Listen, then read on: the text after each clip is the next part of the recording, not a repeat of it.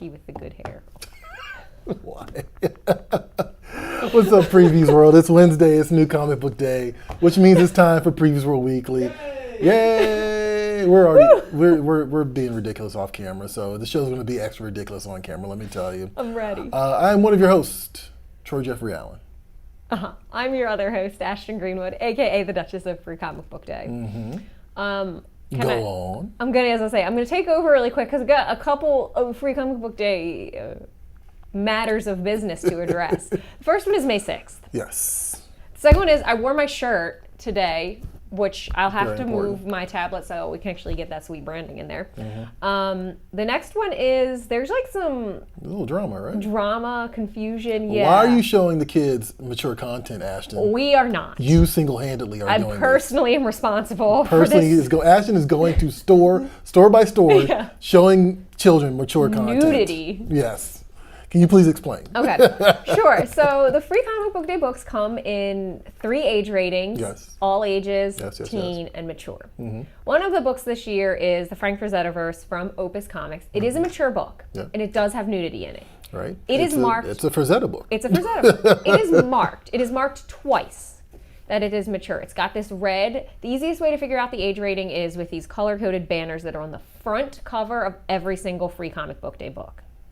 And it tells you here what you're looking at. So if you see one that's got a red Free Comic Book Day banner on it and you're younger than 18, maybe you shouldn't get it. If you're 16, 17, maybe you check with your parents. But if you're a child, No 17-year-old's going to do that. But yes. avoid, I'm obligated to say that. If you're a Yes. child, avoid the red ones. You're not ready. You're not ready. You're not prepared. You're not prepared. Don't do it. It's also worth pointing out that like at the time of like applying for Free Comic Book Day, if you want to make a mature book for Free Comic Book Day, you're required to put in your application what makes it mature. Like, Right, is it profane language? Is it like, graphic violence? Is it nudity? What is it? And all of that gets sent to the retailer committee, and they take that into account when they make their decisions. So Joe Field and company knew what they were getting into. They made an informed decision. Just make sure you're being mindful of the age rating on the books you're looking at. Absolutely. So that you buy something that works for you. That works for don't- you. Not buy. You collect for free. You get for free. Yeah. Something that works for you. Absolutely. Actually, you know what? It always says in my notes to remind people to like, follow, and subscribe at the top of the show. Really? And I never do it. No. Never. So like, follow, and subscribe to at Previews World. We'll remind you at the end of the show where you can hang out with me, and you can also hang out with Ashton at Free Comic Book Day on various platforms. Various. I want to take a second real quick. We were going to talk about this goofy Georgetown Transformers thing. Yeah. I'm going to switch gears because I think this is kind of important. Rachel Pollack passed away at 77 from Hodgkin's lymphoma. Rachel was a writer of Doom Patrol in the 90s, actually on the heels of Grant Morrison. And she recently contributed to Deadbeats, A Wave Blue World, and Neverending Party from Dark Horse. During her tenure on Doom Patrol, she created a character named Coagula, who was notably the first openly trans superhero in mainstream comics. Pollack was, in fact, trans herself. She was also a novelist. She won the 1989 Arthur C. Clarke Award for her novel Unquenchable Fire, and Best Novel, the 1997 World Fantasy Award for Godmother Night. And yeah, like I said, just recently she started doing more comic book stuff again, which is kind of interesting. I actually was late to the Rachel party. I only recently discovered her work because of an interview she did with Comics by Perch on YouTube. Okay. And I think a lot of people actually did for that reason. Like they were sort of like, oh, okay. I think a lot of conversation is made about Grant Morrison's run on Doom Patrol, and not necessarily the people that came after that. And Rachel Pollack is definitely one of the creators behind that. Also, fun fact, Neil Gaiman leaned on Pollack's expertise on tarot reading to flesh out content for books like Sandman. No Which I thought that was interesting. way. Yeah, I thought that was a fun little detail. As always, her work lives on, of course, in printed form and beyond.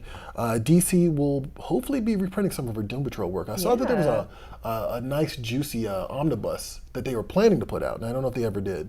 So keep an eye out for that. Of course, you can also do the classic and back issue bin dive and try to find those Doom Patrol issues as well. Good luck. But yes, rest in peace to Rachel Pollack. Let's switch gears and get into what's going on at your local comic shop this week. Ashton and I have our picks, and then we're going to show you some toys, so let's just jump on in.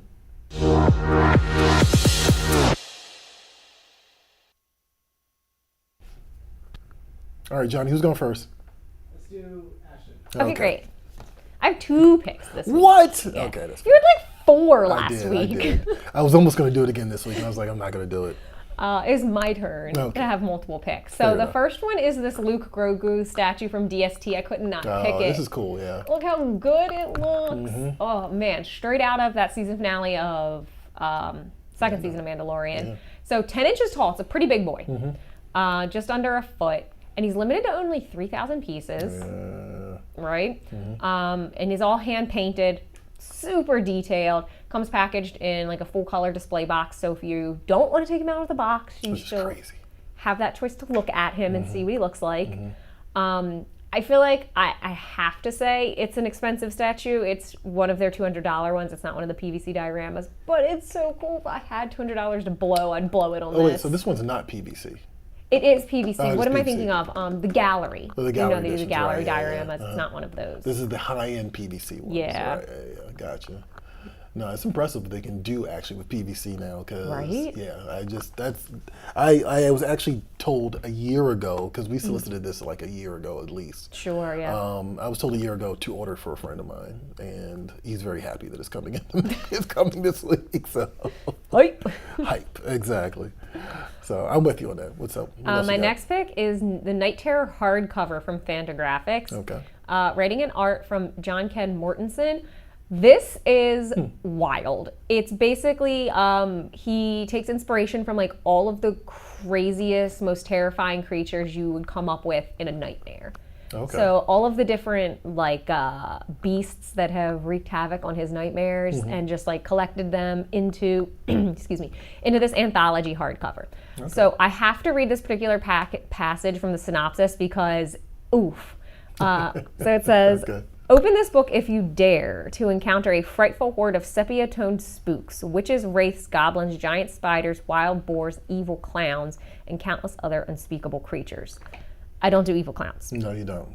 So I'm hoping those are limited. That's going to be like, when people ask you things you know about Ashton, evil clowns Yeah. is not her thing. But I think it's a great idea because there's nothing, like, you can come up with so many scary things, right? And Evil Dead does that in the way of, like, body horror. But Yeah. there's something completely horrifying and unnerving about things you know don't exist, Yeah. but you're also still true. scared by Right, them. yeah. It sounds like John's nightmare journal. Is like what this sounds like. Right? Just a trauma dumping on the rest of us. Right, exactly. I mean, if that's the best way to do it, I guess. I also want to point out, I would have sworn that cover was a Junji Ito cover. Right? I would have sworn that was. If you hadn't mentioned John Ken Mortensen's name, I would have sworn that's what that was. It's hardcover too, crazy. Whatever that pterodactyl thing is. Not here for the ghostly pterodactyl. No, Absolutely decline. not. My pick this week is a book called World Tree from Image Comics. James Tynion has gone into some serious tinfoil hat territory lately, and I am very much into this. So he does Department of Truth, right? Right. Of course, there's Something Is Killing the Children. Yeah. And I feel like that Department of Truth was the beginning of a rabbit hole for him because he posted a Substack about several months ago about the dangers of the internet. And some people were like, oh, this is so unhinged. And I was like, of course, me reading this, I'm like, he's absolutely correct about all this stuff. Right. And so now he went down the rabbit hole with Department of Truth. I think he's going a little deeper now with World Tree. It's James Tynion and Jordi Belair, who's also a well-regarded creator. In 1999, Gabriel and his friends discovered the Undernet, a secret architecture to the internet. They charted the exploration on a message board called the World Tree. Then they lost control. Someone broke into the World Tree, someone who welcomed the violent hold of the Undernet on them. At great personal cost, Gabriel and others thought they sealed the Undernet away for good. They were wrong. So I'm nervous. I mean, this is. I mean, we talk a lot about technology and the dangers of technology, et cetera, on the show. We do that all the time. So, of course, this is right up my alley. Yeah. And I'm curious to see what James Tynion is seeing. Because he's probably done way more research than I have. It has elements of Ed Piskor's Red Room and a couple other things. So, yeah, I'm very curious about that. World Tree. That's from Image Comics. That's out this week. Oh, God, Red Room is so unsettling. It is. It's deliberately unsettling. Wasn't it? That was a free comic book day title last year, wasn't it? Yeah, I'm it surprised was. that passed, to be honest. Right. All right, so let's get into some more collectibles. Ashton kind of spoiled one with the Sorry. Mandalorian one, the Grogu Mandalorian, but there's also some other cool Star Wars stuff out this week. Mm-hmm. This is going to be a very Star Wars heavy show as we transition into news. So hold on to your butts and check out what's available at your local comic shop in the toy section. Natasha here, and I'm going to give you a look at some of the new toys and collectibles in stores today. Here's your previous toy chest for the week of April 12th, 2023.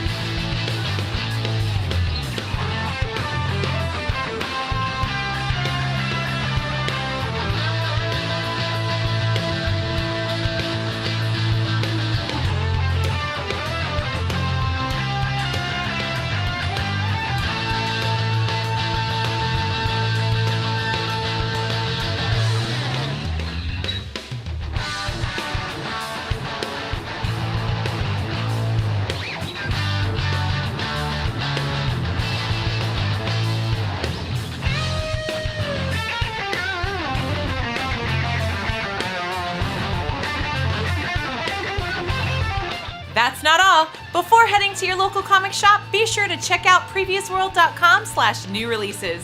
There you'll find a complete rundown of everything a toy collector could possibly want. All right, and that is just some of what's available at your local comic shop.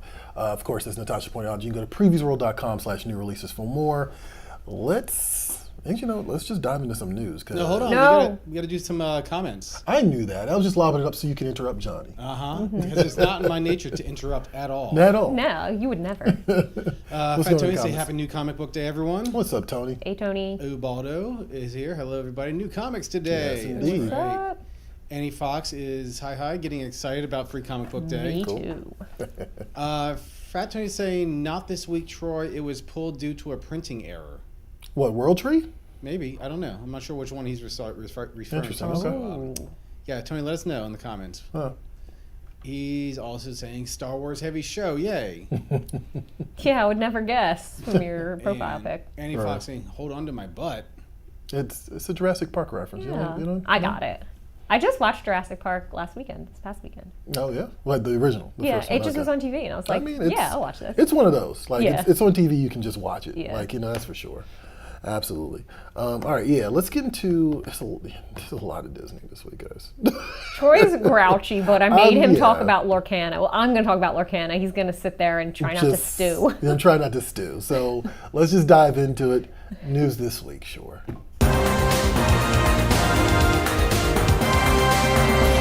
News time.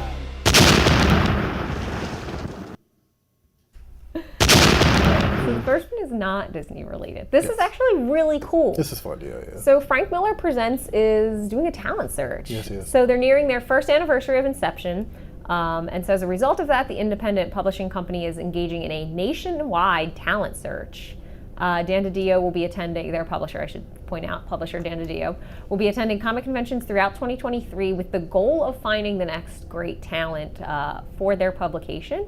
As you can see here, he says, we looked at our next wave of titles. We knew we needed to bring talent to the projects. We chose conventions that gave us a strong cross-section of the country and ones that were primarily focused on comics and comic fans. We hope to find talent to work with Frank and our other artists and become the stars of the future.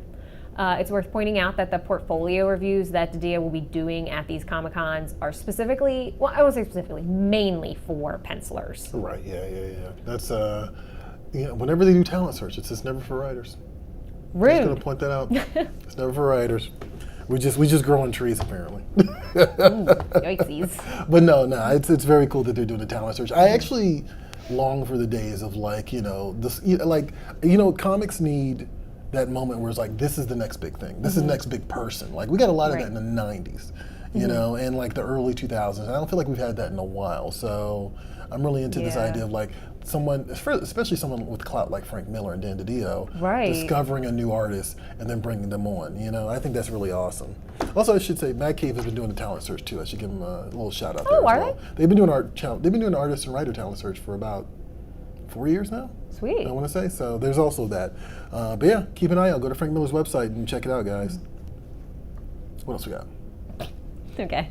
Sorry. That wasn't a good segue. I think that's Nice lull in the conversation. Lorcana. all right. Okay, so some backstory here. Yeah, please explain this to me because I still don't know. Yeah. So our mothership is GFE, Geppi Family Enterprises, and there's a bunch of different companies under that holding company, and one of them is Alliance, and they create a catalog similar to the previous catalog called Game Trade Magazine. That's all of the board games, card games coming to game shops.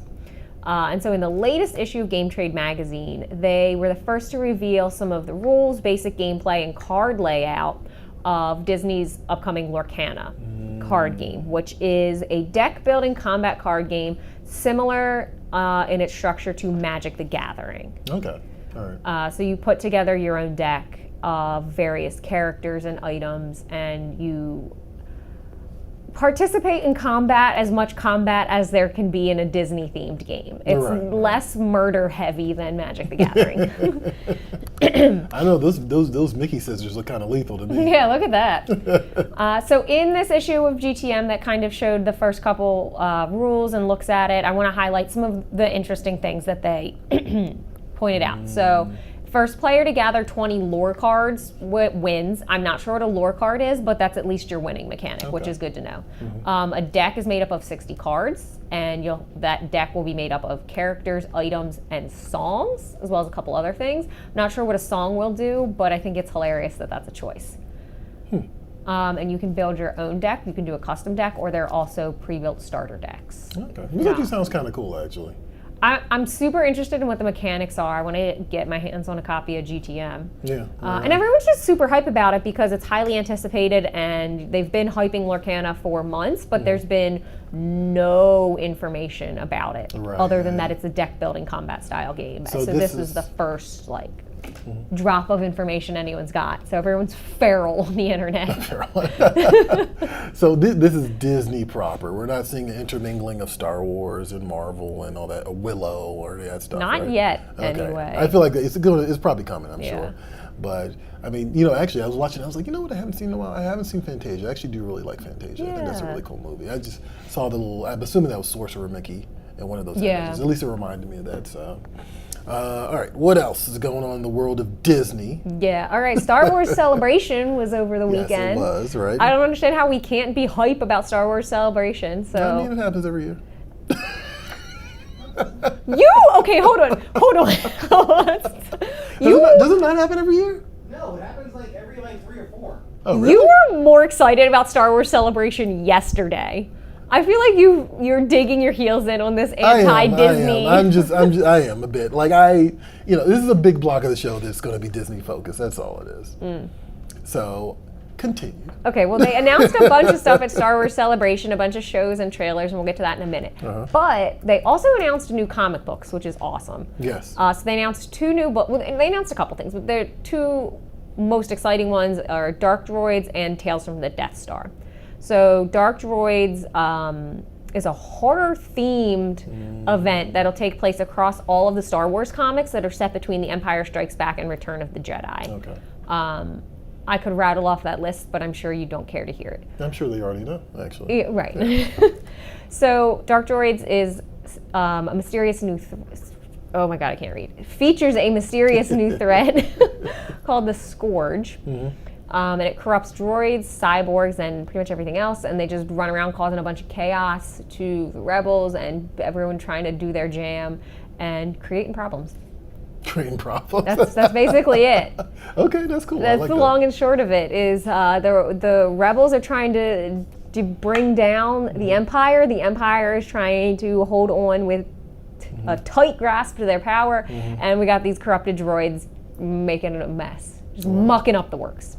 So that's coming out in August. Okay. Tales from the Death Star will be published by Dark Horse. It's the more all ages, all audience focused story similar to Tales from Vader's Castle. And that's just what kind of hot messes go on in the Death Star and how are things tragic in there. I'm sure there's a lot of hot mess in the Death Star. I'm sure it is. That's hilarious, actually. I also like the idea of the dark droids. I'm not gonna lie. So, look, I was hype. It wasn't like it wasn't. The more time I spent with it after I thought about some of the stuff, I was like, I don't know about this, but we'll get to that in a second. Because it's all about Indiana Jones at this point. Oh, okay. Yeah, I do want to say for Tales from the Death Star, Eric Powell is doing art on that book, Oh, okay, cool. which is awesome. That's a shift for him, actually. He doesn't Yeah. do stuff like that. Okay, interesting. Very cool. All right, what else we got? Okay, so Ahsoka, the Ahsoka trailer. Okay, so explain, if you can. You watched the Clone Wars cartoon, right? Not recently, Not but yeah. recently. But Thrawn is in the Clone Wars cartoon, right? He's in Rebels. He's in Rebels. Okay, all right, okay. So you're not familiar with Rebels? No, although I was over at my brother's house over the weekend and I basically like interrogated him into giving me like the entire timeline. Like I show up at his house, throw my bag on the ground, I'm like, okay, so what happened in Rebels Right, and yeah. why are the clones bad and why aren't these clones bad and just like a Right. whole thing. Okay. And he was like, please stop. But yeah, uh-huh. basically, Ahsoka, okay, so Thrawn goes off into hyperspace with Ezra, who's trying to kill him, but they're never seen again, neither Ezra nor Thrawn. And that's why Ahsoka's looking for him in, was it Mandalorian or Book of Boba Fett? It was Mandalorian, I believe. Yeah. Yeah. So she's unclear at that time if he's alive, but he obviously is. Clearly, all right. Trying to reinvent the Empire because it obviously worked so well the first time. That's true. Yeah, right. I mean, if anything, the Empire loves repetition, don't they? They're kind of a one-trick pony. They're like The Death Star, call it Starkiller Base. right. Thoughts on the trailer? Because I mean, I'm already a fan of Ahsoka. I'm a fan of Rosario Dawson. I'm a fan of just, we talked about this last week, The Mandalorian, fleshing out the details. Yes. Right? Especially in a live action format. I'm a big fan of that. So what did you think of this? I'm super hyped. Yeah. I'm incredibly excited. I definitely need to go back and watch Rebels because, my friends that are into Rebels were excited to see Sabine Wren and to see Chopper and to see, Ezra and everybody and Hera in a live action form. So I'd like to have that context that everyone else does for that level of excitement. But I'm all about the female heroes in the Star Wars universe because they are so badass and they are so unapologetic and they make up such a big chunk of like the most productive characters in the galaxy. There's some truth to that. Yes, I agree with you on that one for sure. Like that's literally Leia's role throughout the first three films. Yeah. It's like okay. Can we go do this now? Just drive the plot along. Stay on track. Right. Stay on Absolutely. target. Yeah, legit. No, I'm with you on that. What about you, Johnny? What did you think of the Ahsoka trailer? I mean, I'm in the same boat as Ashton. I unfortunately I haven't seen. I've seen barely any of Clone Wars, and I've seen nothing of Rebels. Right. I know a basic storyline of it, and Yeah. I know the characters. I know about Hera and Chopper and Zeb and Ezra and everyone like that. I just don't know how it fits into the grand scheme of things. I want to go Right. back and watch it. However, for me, that very first season of Clone Wars, Ahsoka was just so annoying. But everyone says that her character like grows as a person, so I need to stick with it. You're not the first person I've heard say that, actually. But I mean, to be fair, like Anakin's kind of annoying too. Anakin's definitely annoying. Not in Clone Wars. I mean, although one could make that argument, but like the first couple years of Anakin being a Jedi, he's obnoxious. He's obnoxious. No, you're absolutely right about that. So I admitted this yesterday. I've only read 2 Star Wars novels, both of them by Timothy Zahn. One of them was part of the Thrawn trilogy, right? Okay. So I'm actually curious, and like I'm going to ask this to the people watching. How did the Thrawn trilogy play into the, what are we calling it now? The EU? Not the EU. What is it called now? What's it called? What is the Star Wars canon called again now? I mean, it was called the EU. It was called the EU. Now it's just Well, now it's Star Wars Legends. If you're talking about the books that aren't canon. Okay, so those are legends now, right? Yeah. So I'm curious, like, how has the Thrawn story been adapted into like this new Disney era of Star Wars, whatever you want to call it, right? That's what I'm curious about. Let me know in the comments because I'm He curious. has a comic book too. Which He has a is comic book too, canon. right? Yeah, it is canon. So I'm curious if basically did the Thrawn trilogy happen the way that it happened in the book, or did like they transfer that over to the Rebels TV show and have that play out differently, and now we're getting the fallout from that? I'm just curious. I'm wondering. Speaking of which, Fat Tony is chiming in saying he's looking forward to Ahsoka, especially since they're bringing sweet. more elements from Timothy Zahn's Heir to the Empire, Which is no longer canon. which is no longer canon. So it seems like they kind of did a pick and choose type thing with it. That's what it sounds like to me. Kathleen Kennedy.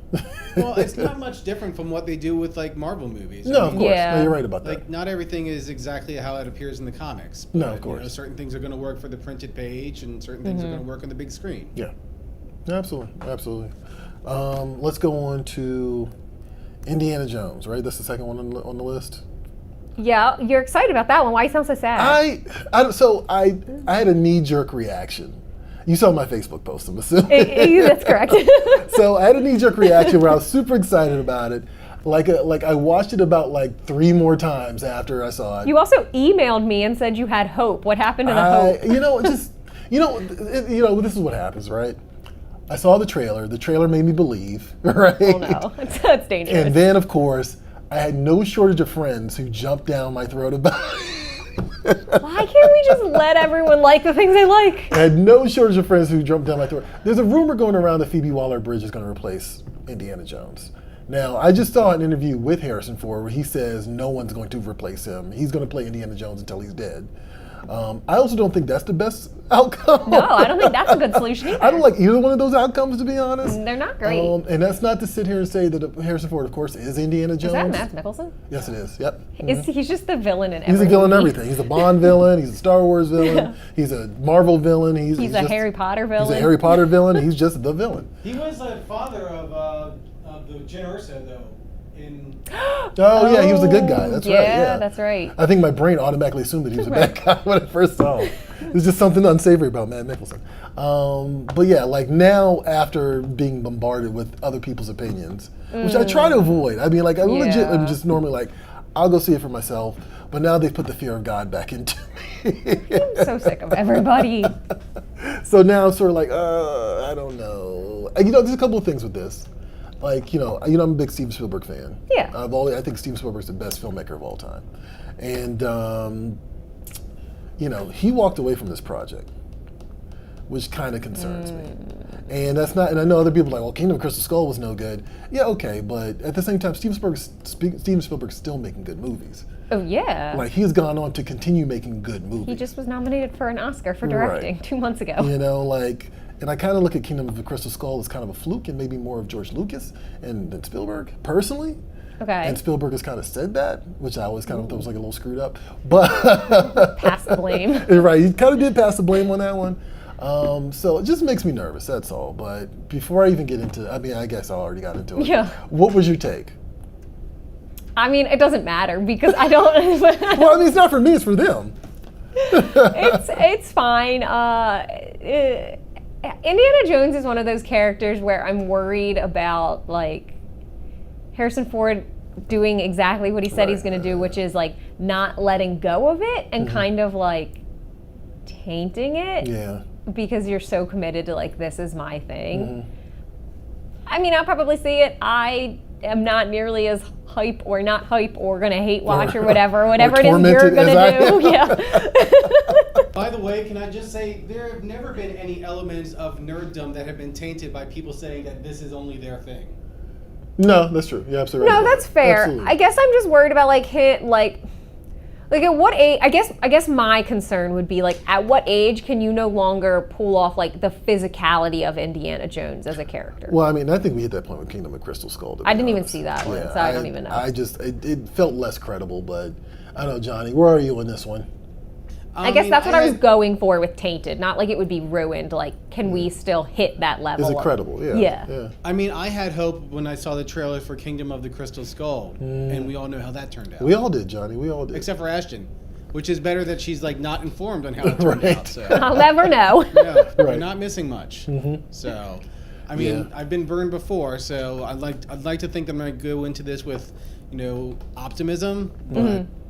Fool me once, shame on you. Fool me twice, shame on me. Yeah. A lot of time has passed. I just don't know if this is the right move. You're going to hate me for saying this. I kind of feel like they probably should have cast Chris Pratt as Indiana Jones and just kept God. I know Chris.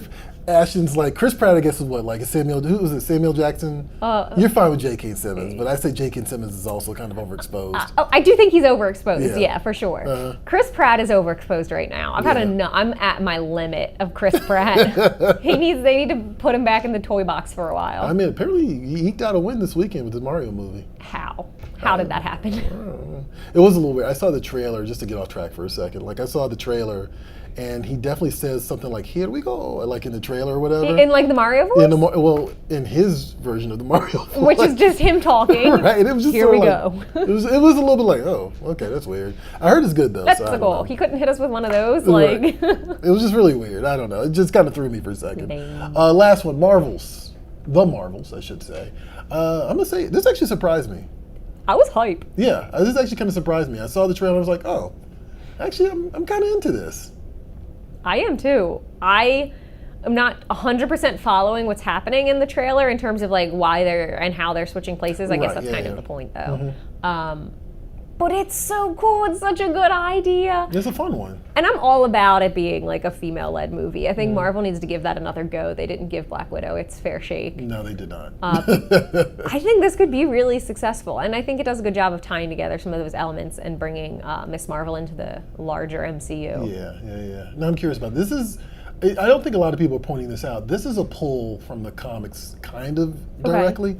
There used to be these things called negabands in the Captain Marvel books, and Captain Marvel would switch places with a character named Rick Jones in the comic. They brought that idea back a few times in the comics. Recently, I think Peter David did something with it, and I think this is kind of a similar idea. Okay. But instead of from superhero to civilian, it's like, I guess, basically from superpower to individual, superpower to individual, who all, I guess, maybe share some sort of relationship with, I don't know, the power cosmic or whatever it is. So I'm Right. curious.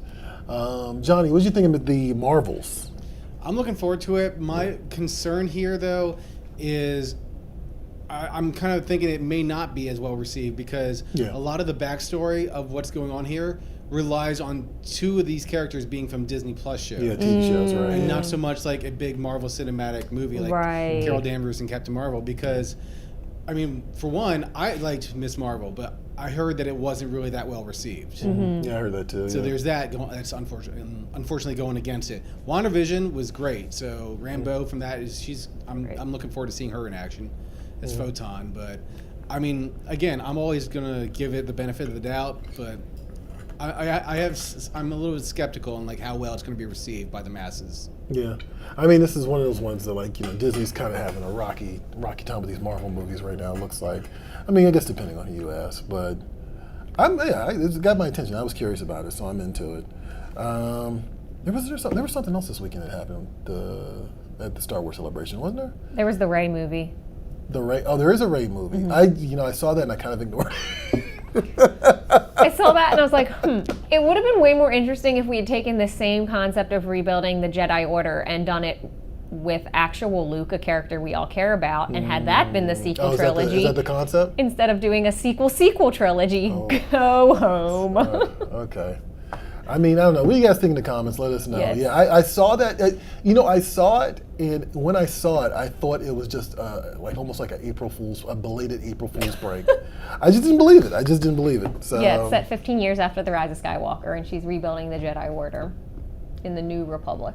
Oh, but no, it hasn't been 15 years since the Rise of Skywalker came out. Why is it 15? No, it's like a time jump. It's a time jump. So they're gonna put her in like older makeup or something, or not even bother? I'm curious now. Why bother? I guess why bother? That's a fair point too.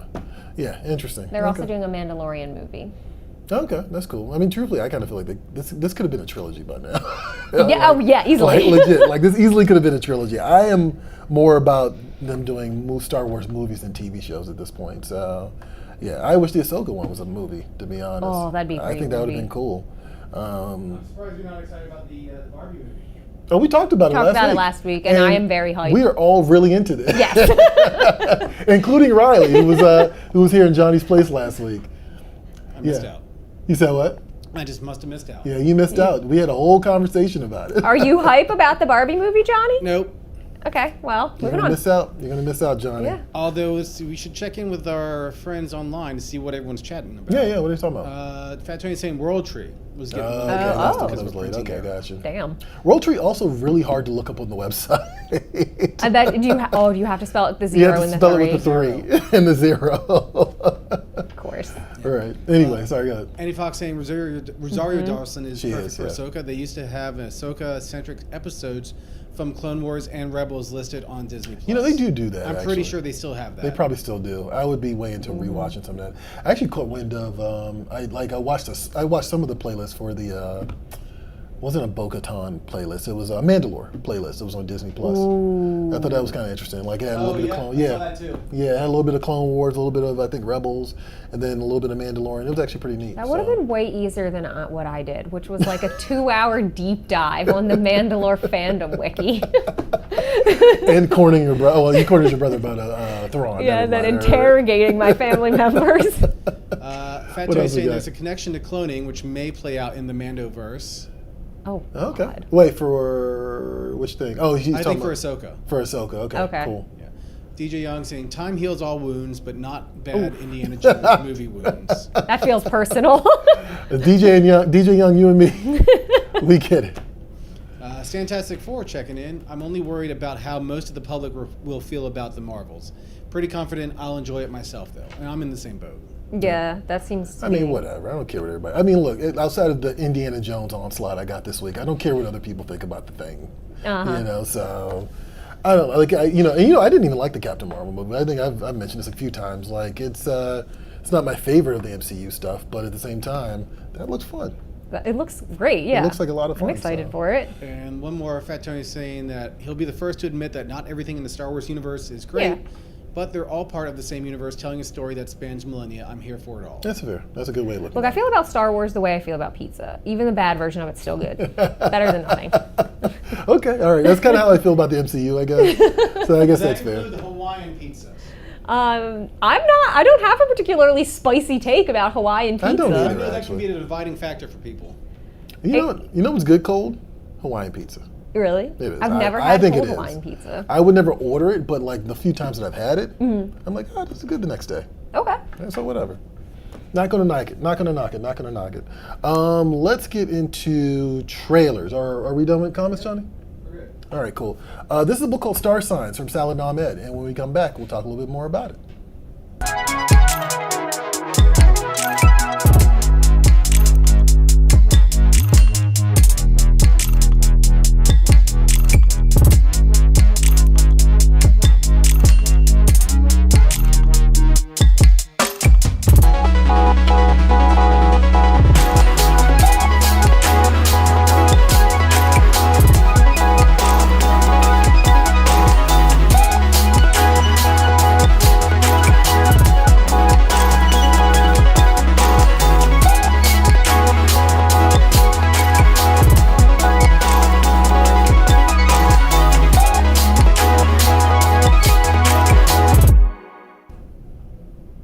And that is Star Signs from Image Comics. Saladin Ahmed and Megan Levins. Saladin did a bunch of Miles Morales stuff at Marvel. And he also did a book called Abbott, which was really cool at Boom Studios. The constellations of the Zodiac fall to Earth, granting 12 ordinary people from very different walks of life the superhuman powers of the star signs. But each of them is about to learn that power always comes with a price. Yeah, this is actually pretty cool. I mean, especially if you're in astrology. I'm kind of in astrology, to be honest. Yeah. I'm kind of into that. So it comes out May 3rd, which is the week of Free Comic Book Day. That's true. So there you go. Perfect excuse to go and pick it up. And that is available from Image Comics. You can pre-order it now at your local comic shop or go to PrewsWorld.com/pullbox for more. Let's dive into. Actually, no, there was something else we wanted to talk about. Yeah. There's some political shenanigans going on here, I guess. Someone's using the power of comic books for evil. Oh yes, that's right. That's right. Yes. Let's find out more about this. So there was recently a science convention going on, and at this convention there was a group called, what is this place called? The CO2 Coalition, that handed out a comic book that was called Simon and the Solar Powered Cat. And there, it kind of goes left very quickly. 5 pages in, a quote-unquote friendly scientist explains to Simon, this cat, that Simon subsided not on kibble, but on carbon dioxide. And that because of that, CO2 is a miracle molecule that fueled all life on Earth by helping plants turn sunlight into food. And then went on to extrapolate that because of like the uses of CO2 that it's good for the planet. Interesting. It's worth pointing out that this group, CO2 Coalition, handed out 700 of these comic books. Interesting. And they're also a group that is well known for rejecting the scientific consensus that carbon emissions are causing climate change. So they're climate change deniers, which is really cool. Right. And so they hand out this climate change denier comic book to teachers that are going to teach our youth. It's a bad angle. Yeah. Anyway, all of this wraps up with them getting kicked out of the conference. I was about to say the final. you barely, like they spoiled it right there. They were kicked out. They got ejected. They were kicked out. I do find it hilarious using comic books for evil instead of good. I find that very interesting. Yeah, it's just, I guess it can be used as a tool for propaganda for sure. I mean, it definitely has been used as a tool for propaganda in the past. Pretty nuts. Messy. Let's get into some asinine arguments. What's going on there? You ready? I'm ready. Okay, I don't know what you got cooked up, so this should be something. All right, let's do it.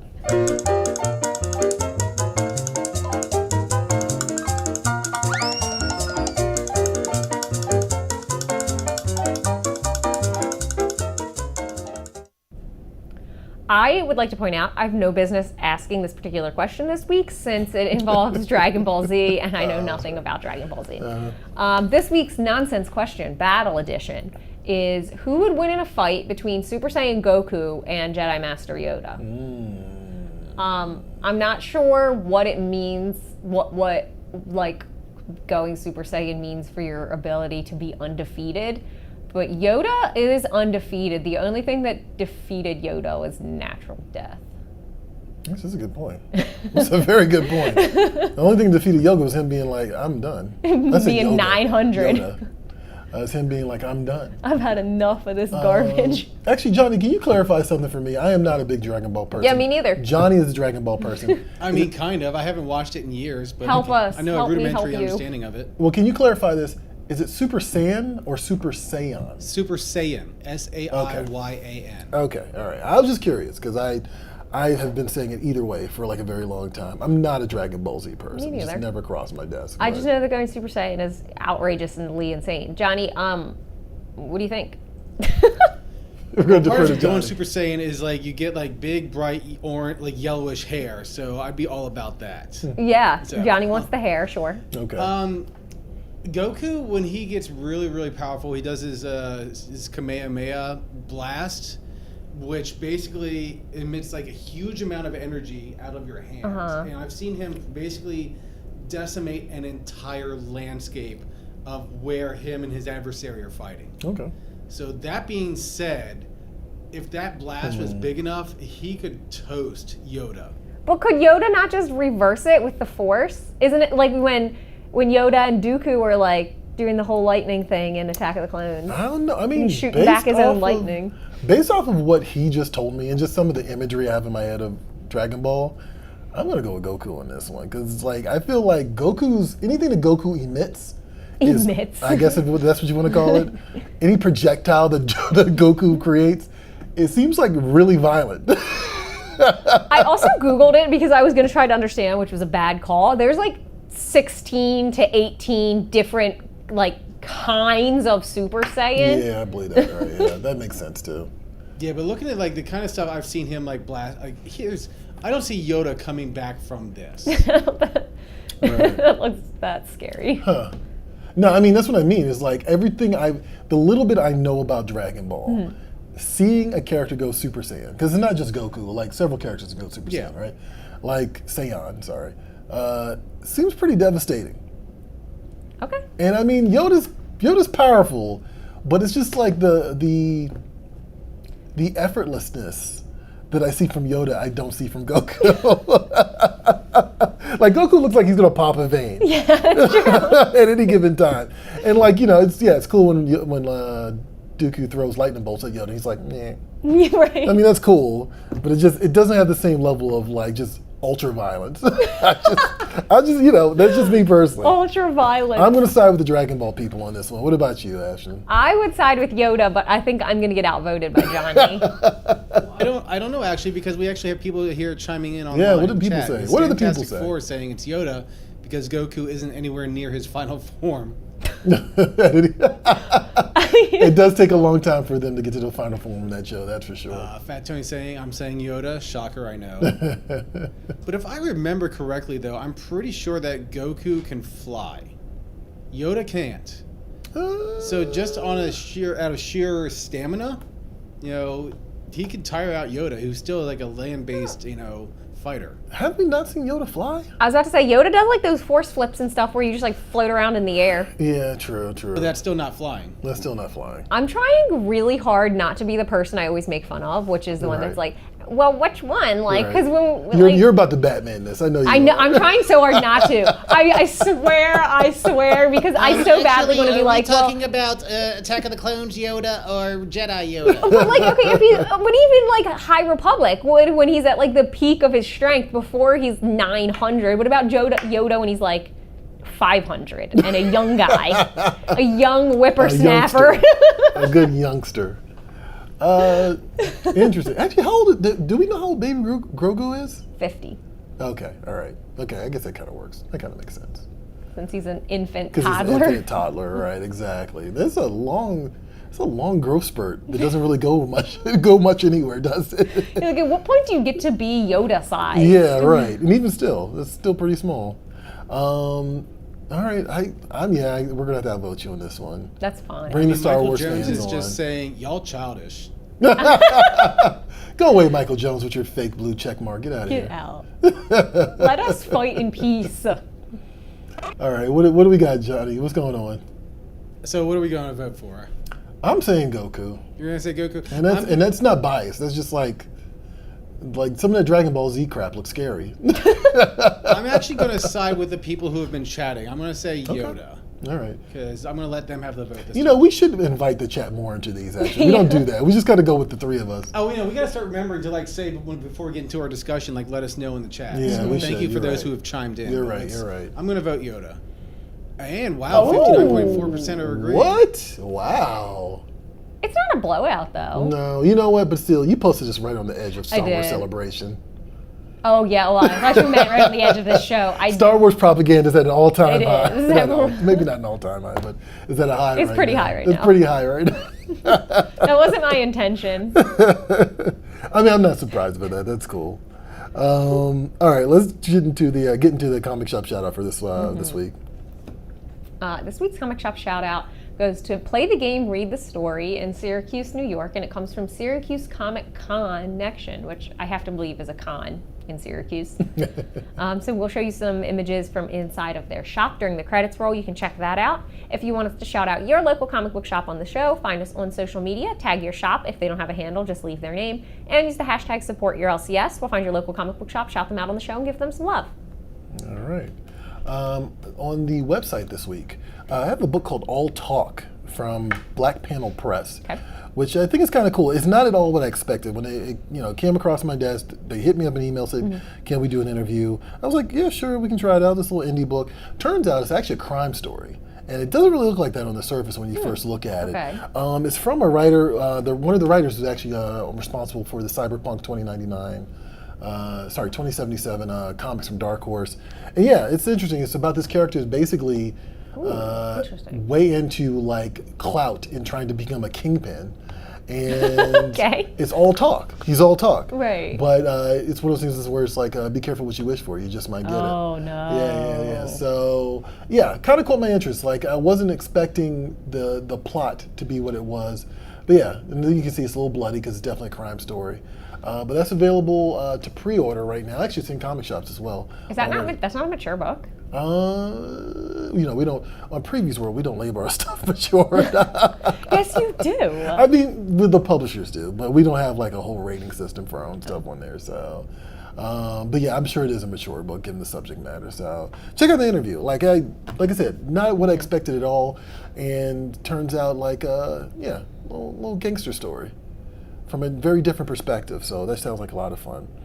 Outside of that, you know what? We'd like to remind you guys that the new catalog is still out. And it's time to pre-order. Of course, you can go to the website, previews.com/catalog, and look at the entire catalog for yourself. You can also get a digital version of the catalog, or you can go to your local comic shop and pick up a copy.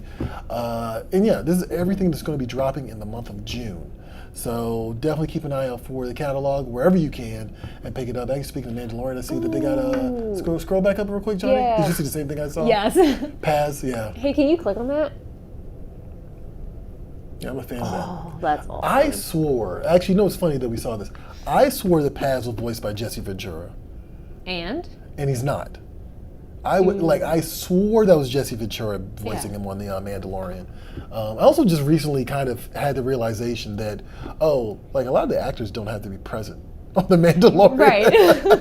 I had that moment the other day. I was like, no wonder Pedro Pascal can do The Last of Us. Like, all right, that makes more sense because he's in a lot of movies. And he's in two TV shows. And I'm like, how does this guy find time? And I'm like, wait, that's not Pedro Pascal under the mask. Is it not? I'm assuming for the bulk of the show, it's not. He probably does the voice, but it's not him most of the time. I'm I assuming. don't know. I think it is. I think, You think it is? I mean, he's listed in the credits. So. I mean, he's the main character, yeah. So I get that, but I don't think he's actually under the mask. Oh God, did I just tell everybody Santa Claus doesn't exist? No, I can understand why you'd say that. I just don't know that I agree. Oh God, did I just tell you that Santa Claus doesn't exist, John? Damn it, what's next? The Tooth Fairy? The Tooth Fairy, the Easter Bunny, just on the heels of Easter. The Lucky Charms guy. The Lucky Charms guy. Well, actually, so that was the thing when The Tricks Rabbit? the most recent episode of The Mandalorian, okay, I don't want to give anything away, but Bo-Katan's not really a masked character on that show, right? Correct. And I was actually kind of surprised that they kind of stuck with that. You know what I mean? Oh, keeping the helmet on? Yeah, keeping the helmet off, actually. So, I don't know. Why? Curious. Oh, maybe. Because she doesn't have it on in any of Rebels. She almost never wears it except when she's fighting. Right. That's what I mean. It's like the helmet's not on her. And I know that there's a storyline reason for that. But at the same time, it just was kind of like, oh, okay, they're actually showing her face. So I'm like, maybe Pedro Pascal's just not there all the time. That's, It was just a thought. I don't know if I agree with that. I mean, this is the same franchise where James Earl Jones voices a character David Prowse performs. That's true. You know what I mean? So that's all I'm saying. Anyway. You got me there. And look, Santa Claus is not real. The Easter Bunny's not real. Tooth Fairy didn't leave that dollar under your pillow. Sorry, guys. And the catalog is available now. And the catalog's available now. Thank you for bringing it back home. Thank you very much, Ashton. Am I salty today? I feel like it's just me. I'm sorry. It is just you. Is You it are just me? salty. Okay, maybe I'm salty today. I'm going to make sure there's a Disney story in every show from now Oh on. God. Troy needs to go home. I mean, that's not going to be much of a stretch. Anyway, Christ. yes, new catalog is out now. Be sure to pick it up. All your Disney needs. In addition to, hey, reminder to like, follow, and subscribe. Hang out with us every week. I promise I won't be salty every week on the show. My God. I apologize, guys. I guess I'm the one. Is it me? It's me. Okay, It's you. fine. It's All right. me. It's just like you start messing with my Indiana Jones. I don't know how to feel about it. You're the drama. I'm the drama. I am the drama. I am the drama today. I guess I am. But yes. Usually it's me. I'm happy to switch roles. I think I switched roles today. So like, follow, and subscribe, hang out with Ashton at Free Comic Book Day. Facebook, Twitter, Instagram, TikTok. And you can hang out with me at Previous World right here on YouTube, on Twitch, also Facebook and Twitter. Don't have a TikTok. Not going to happen. And that's it for Previous World Weekly. Yeah. I think we did it. I think we did it. We eked out a win. I'm one of your hosts, Troy Jeffrey Allen. I'm your other host, Ashton Greenwood. Win might be a little strong, but we'll see you at the spinner rack. Catch you later.